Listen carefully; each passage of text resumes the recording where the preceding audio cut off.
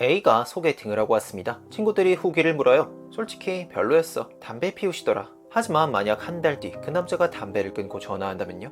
A의 답은 여전히 노일 겁니다. 세계적인 사회심리학자 팀 윌슨은 말합니다. 우리가 스스로에게 하는 설명 중 대부분은 거짓말이라고요. A가 그 남자를 싫어한 진짜 이유는 훨씬 원초적일 가능성이 큽니다. 그 남자의 기분 나쁜 채취, 경박한 목소리 톤, 직업이나 외모에 대한 실망, 자신감 없어 보이는 태도 때문일 겁니다. 하지만 이런 무의식적 평가 과정은 의식에 전달되지 않습니다. 이런 이유들을 솔직하게 말하기는 사회적으로 부담스러우니까요. 그렇게 A의 뇌는 담배라는 그럴듯한 곳에서 이유를 찾습니다. 성비 불균형은 남녀의 본능 차이를 만드는데요. 예를 들어 여성은 짝을 구하는 것이 남성보다는 쉽기 때문에 안정지향적 전략을 택하는 것이 유리합니다. 그러나 남자의 경우는 다릅니다. 최고가 되지 못하면 짝짓기에서 낙오되죠. 매사에 모 아니면 도 같은 극단적 전략을 택할 수밖에 없습니다. 그래서 남자들은 작은 것에도 승부욕을 불태웁니다. 주먹만한 골프공을 김 부장보다 5m 더 달리려고 연습장에서 쇠막대를 5,000번 흔드는 게 남자죠. 승부욕 있는 수컷만이 살아남았기 때문입니다. 살벌한 생존 경쟁에서 살아남은 조상들은 우리에게 뇌라는 생존 지침서를 물려주었습니다. 사자는 피하고 믿을만한 녀석과는 고기를 나눠먹고, 이러한 깨알같은 생존 팁들이 DNA 코드로 저장되어 있죠. 그런데 이 코드들은 우리의 의식적인 머리로는 완전히 해독되지 않습니다. 사실 우리가 이해하든 못하든 중요하진 않아요. UCLA의 매튜 리버만 연구진은 여대생들이 누구와 얼마나 자주 문자나 전화를 하는지 분석했습니다. 연구진이 여대생들의 가임기와 비가임기 통화 내역을 비교해보니까 딱 한 사람과의 통화 패턴만 달라졌어요. 바로 그녀들의 아버지였습니다. 가임기에 가까워질수록 여대생들은 자신도 모르게 아버지와 거리를 뒀어요. 통화 빈도와 시간을 서서히 줄여나가다가 그 시기가 지나면 다시 정상 패턴으로 돌아갔죠. 왜 그럴까요? 한마디로 근친상간 방지 시스템이 유전자에 프로그래밍 된 겁니다. 모든 문화에서 친인척 간 성관계는 금기시됩니다. 근친관계에서 태어난 아이는 유전자에 돌연변이가 생겨 생식 능력을 잃을 확률이 높기 때문이죠. 근친관계를 막는 첫 단계는 우선 상대와의 혈연관계 여부를 파악하는 건데요. 일일이 피검사를 할 수도 없었던 우리 조상들은 대체 어떤 단서로 근친 여부를 판단했을까요? 단순하면서도 가장 강력한 단서는 유아기 때 함께 보낸 시간의 양입니다. 태어났을 때부터 많은 시간을 함께한 사람은 보통 형제이기 때문이죠. 물론 이런 단순한 공식이 항상 들어맞는 건 아닙니다. 예를 들어 이스라엘의 키부츠 집단에서는 형제가 아닌 남녀가 어릴 때부터 함께 생활합니다. 재밌는 건 이들 중 성인이 되어 서로 결혼하는 경우가 극히 드물다는 거고요. 왜 그럴까요? 키부츠 출신인 A와 B는 서로 형제가 아니라는 사실을 분명히 압니다. 하지만 서로를 바라볼 때 두 사람의 뇌에서는 이런 일이 벌어져요. 너와는 어릴 때 너무 많은 시간을 함께 보냈어. 뭔가 수상해. 머리로는 혈연관계가 아님을 알지만 본능적인 사랑의 화학 호르몬은 좀처럼 생겨나지 않는 겁니다. 앞선 통화 실험에서도 연구진이 참여자들에게 실험 결과를 설명해 주었지만 당사자들은 믿지 않으려 했습니다. 새로운 발견에 놀라워하기는커녕 심리학자들을 이상한 눈으로 쳐다봤죠. 어차피 이상한 눈빛을 받게 되었으니 같은 주제로 계속 가봅시다. 미네소타대 블라다스 그리케비치우스 연구진은 남성들에게 도시의 행인 사진들을 보여줍니다. 여러 사진들 중 여자 대비 남자 숫자가 많은 사진을 볼 때 참가자들은 더 많은 돈을 데이트 예산으로 잡았습니다. 여자가 희소하다는 무의식적 생각이 성적 경쟁심을 발동시켰기 때문이죠. 비단 실험실 상황만은 아닙니다. 미국 66개 도시의 소비 행태를 분석해보면 여자보다 남자가 더 많이 사는 곳일수록 남자들의 과소비가 심했습니다. 짝짓기 경쟁이 심할수록 무리한 지출을 해서라도 이성을 유혹하겠다는 뜻이었죠. 그래서 남자가 넘치는 도시일수록 남자들의 카드빚과 부채율이 높습니다. 파블로 피카소는 3만여 점의 다양한 미술 작품을 남겼습니다. 그런데 흥미롭게도 그의 광적인 창작 시기는 그의 삶에 새로운 여인이 등장하는 시점들과 정확히 일치합니다. 그리케베치우스가 진행한 다른 연구에서는 남학생들에게 만화 한 장면을 보여주고 최대한 재미있는 제목을 달도록 했습니다. 한쪽에는 재밌을수록 더 큰 상금을 주겠다는 약속을 했고, 다른 쪽에는 그냥 아름다운 여성과 해변을 걷는 상상만 하게 했죠. 결과는 어땠을까요? 돈을 통해 동기 유발을 시킨 쪽보다 여성을 상상한 그룹의 제목이 더 재밌었습니다. 진화 심리학의 렌즈로 보면 피카소는 창의력을 발휘하기 위해 산 것이 아닙니다. 피카소라는 한 생명체가 그의 본질적 목적, 유전자를 남기는 일을 위해 창의력이라는 도구를 사용한 셈이죠. 진화론자들은 결정적인 질문을 던집니다. 행복 또한 마음의 사물이죠. 그렇다면 창의력과 마찬가지로 행복도 생존과 번식을 위한 중요한 수단이 아닐까요? 철학자들은 행복을 삶의 최종 목적이라 여기지만 행복 또한 생존에 필요한 도구에 불과한 건 아닐까요? 헤드폰을 끼고 쇠고챙이로 해변가 모래를 들쑤시며 다니는 사람들이 있습니다. 동전이나 반지 같은 귀중품을 찾는 분들이죠. 동전 탐지기의 원리는 간단합니다. 긴 쇠막대가 금속에 가까워지면 헤드폰에서 삐 하는 소리가 울리죠. 삐 소리는 기계의 주인이 찾는 동전이라는 목표물로 이끄는 역할을 합니다. 주인이 찾는 것은 동전이라는 목표이고 신호음은 그걸 추적하는 데 도움이 되는 수단이죠. 조금 황당한 상상을 해봅시다. 어떤 최신형 동전 탐지기가 등장해서 동전에 접근할 때 뇌에 미세한 쾌감을 준다고 쳐봅시다. 아마 곧 주객이 바뀌는 현상이 일어날 겁니다. 탐지기의 주인이 원래 목적인 동전보다 그 목적 달성을 위한 쾌감 신호에 더 관심을 갖게 되는 거죠. 그리고 이런 모습은 어쩌면 행복을 찾는 우리의 모습과도 비슷해 보입니다. 이 비유에 따르면 행복한 사람은 뇌에서 쾌감 신호가 자주 울리는 사람들이죠. 그렇다면 우리 뇌의 동전 탐지기는 언제 그리고 무엇에 접근할 때 가장 열심히 울려댈까요? 사랑하는 사람의 죽음, 이별, 짝사랑, 다른 사람의 무시, 경멸, 왕따. 인간을 시름시름 앓게 하는 고통스러운 경험들이죠. 하지만 인간이 느끼는 가장 강력한 기쁨 또한 사람을 통해 옵니다. 왜 이토록 인간은 서로를 필요로 할까요? 물론 생존 때문입니다. 인간의 생존 확률은 공동체에 소속되어 있을수록 높아지니까요. 세계에서 가장 저명한 뇌과학자 마이클 가자니가 교수는 묻습니다.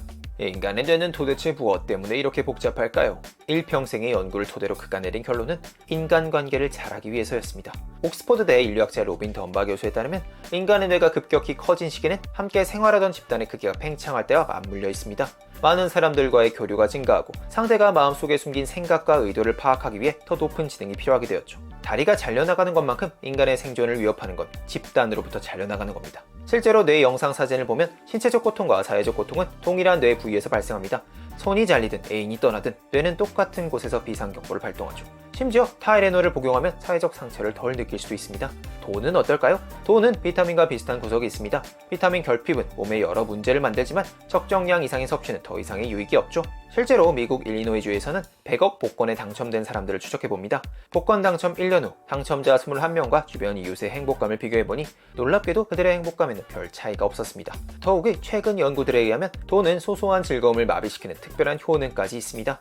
음식과 맛이라는 제목으로 위장한 한 연구에서는 대학생들에게 초콜릿을 먹도록 했습니다. 초콜릿을 먹기 앞서 간단한 설문을 했는데요. 절반의 학생들의 설문지에는 생생한 돈 사진을 한 장 끼워 넣었고 절반의 학생들에게는 그러지 않았죠. 흥미롭게도 돈 사진을 본 대학생들은 돈을 보지 않은 학생들보다 초콜릿을 덜 음미하며 먹었습니다. 그들은 초콜릿을 더 빨리 먹었고 표정을 분석한 결과 덜 웃으며 먹었습니다. 돈은 마음만 먹으면 무엇이든 얻을 수 있다는 착각을 심어주죠. 그래서 초콜릿 같은 시시한 것에 마음 두지 않게 하고 이런 자극을 음미하는 능력을 감소시킵니다. 심지어 사람이라는 자극에도 관심을 덜 갖게 해요. 돈을 생각할수록 카페에서 다른 사람과 대화를 덜하고 어려움을 당해도 다른 사람의 도움을 사양하죠. 하지만 초콜릿을 우습게 생각하는 사람들이 꼭 알아야 할 사실은 지금까지의 심리학 연구를 종합해보면 행복한 사람은 이런 시시한 즐거움을 여러 모양으로 자주 느끼는 사람들이라는 사실입니다.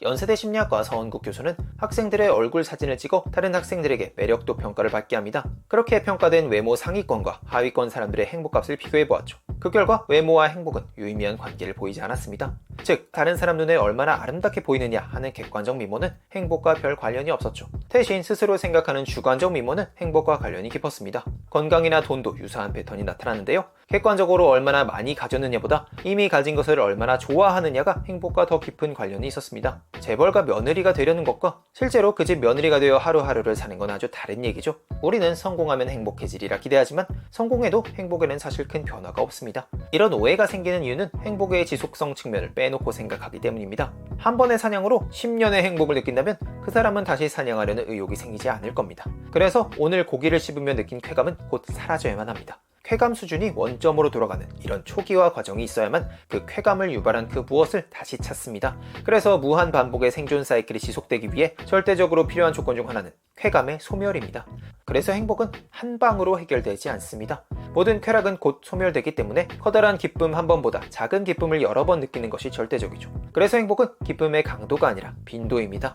서원국 교수는 말합니다. 행복 공화국에는 냉장고라는 것이 없습니다. 그렇다면 남는 옵션은 하나죠. 모든 것이 녹는다는 사실을 받아들이고 자주 여러 번 아이스크림을 맛보는 겁니다. 미네소타대 데이비드 리킨 교수는 이렇게 말합니다.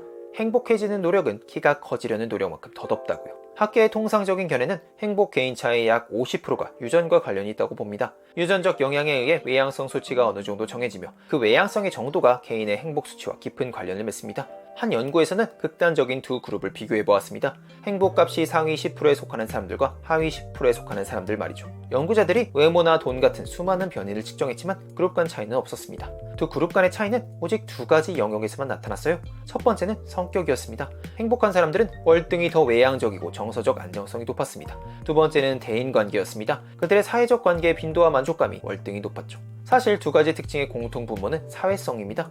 한국의 경우 행복한 사람들은 하루 약 72%의 시간을 다른 사람과 함께 보내지만 불행한 사람들은 누군가와 함께 있는 시간보다 혼자 있는 시간이 조금 더 많습니다. 그렇다면 선천적으로 내향적인 사람도 타인과 함께 할 때 더 행복할까요? 연구 결과 내향적인 사람들도 혼자일 때보다 함께 있을 때 더 높은 행복감을 느꼈습니다. 서은국 교수는 이렇게 비유합니다. 외향적인 사람이든 내향적인 사람이든 사람들이 즐겁게 모여있는 정상에 오르고 싶은 마음은 같습니다. 다만 이들의 차이는 얼마나 무거운 짐을 지고 오르느냐죠. 외향적인 사람의 가방은 가볍지만 내향적인 사람의 가방은 어색함, 스트레스, 두려움 등으로 무겁습니다. 그래서 중턱쯤에서 되돌아가는 경우가 많아요. 이 가벼운 짐은 외향적인 사람들이 가지고 태어난 큰 유전적 혜택입니다. 유전자는 공평이라는 단어를 모르거든요. 그러나 서은국 교수는 짐이 묵직해도 힘을 내 올라갈 필요가 있다고 말합니다. 일정한 경제 수준에 이르면 얼마나 돈이 있느냐보다 그걸 어떻게 쓰느냐가 더 중요해집니다. 행복한 사람들은 공연이나 여행같이 경험을 사기 위한 지출이 많았고 불행한 사람들은 옷이나 물건 같은 물질 구매가 더 많았습니다. 하지만 물질로 얻는 즐거움은 경험에 비해 더 빨리 적응되어 사라지고 타인과의 상대적 비교를 더 자주 하게 됩니다. 그리고 어쩌면 더 본질적으로는 여행이나 공연 같은 경험은 다른 사람과 함께 소비하는 경우가 많고 물건은 혼자 쓰기 위해 구매하는 경우가 많기 때문일 겁니다. 하지만 항상 그런 건 아니죠. 혼자 영화를 보기 위해 산 티켓은 고독 경험 구매가 되고 친구들과 놀기 위해 게임기를 사는 건 사회적 물질 구매가 되겠죠. 이런 경우 어느 쪽이 더 행복감을 줄까요? 연구 결과 사람들은 게임기를 살 때 더 행복했습니다. 결국 무엇을 구매하느냐보다 구입한 물건이나 경험에 다른 사람이 개입되느냐가 관건이라는 거죠. 외로운 사람들은 방이 더 춥다고 느끼고 콜라나 피자 같은 찬 음식보다는 커피나 수프 같은 따뜻한 음식을 더 찾고 따뜻한 수프를 먹으면 일시적으로 외로움을 덜 느낍니다. 친구와 함께 있을 때는 언덕의 경사가 좀 더 완만해 보이고 친구가 손을 잡아주면 신체적 고통도 더 오래 견딜 수 있죠. 진화 심리학자들에 따르면 행복은 가치나 이상, 도덕적 지침이 아닙니다. 천연의 행복은 레몬의 신맛처럼 매우 구체적인 경험이죠. 서은국 교수는 말합니다. 쾌락이 행복의 전부는 아니지만 이걸 뒷전에 두고 행복을 논하는 건 어불성설이라고요. 한국인이 하루 동안 가장 즐거움을 느끼는 행위는 두 가지였습니다. 먹을 때와 대화할 때. 행복의 핵심을 사진 한 장에 담는다면 아마 이런 모습일 겁니다. 행복을 한 줄 요약하면 좋아하는 사람과 함께 좋아하는 음식을 먹는 것이죠. 문명에 묻혀 살지만 우리의 원시적인 뇌가 여전히 가장 흥분하며 즐거워하는 건 바로 이 두 가지입니다. 만약 바닥 곳곳에 압정을 뿌려놓는다면 늘 사람들의 비명이 들릴 겁니다. 비슷한 원리입니다. 행복할 확률을 높이려면 즐거움을 주는 다양한 행복 압정들을 일상에 뿌려놓아야 하죠.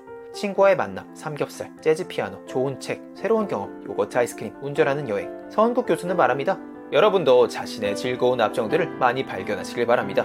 나의 즐거움에 다른 사람들이 박수를 치든 안 치든 그건 중요하지 않습니다. 행복은 숭고한 인생 미션이 아니니까요. 이상적인 삶은 시대에 따라 변합니다. 중세 때의 키워드는 구원이었고 최근에는 행복이 되었죠. 그리고 또 시간이 흐르면 무엇이 될지는 모르겠습니다. 행복은 중요하지만 그걸 유일한 인생 나침반으로 삼을 필요도 없습니다. 즐겁고 화나고 웃다가 우는 것이 인생이니까요. 이 모든 순간들, 뇌가 찍어놓는 인생의 인증샷들, 이 사진들 중에 버릴 장면은 없습니다. 이런 매력적인 경험을 하는 것 자체가 생명을 가진 자에게만 주어지는 특권이니까요. 오늘도 끝까지 들어주셔서 감사합니다.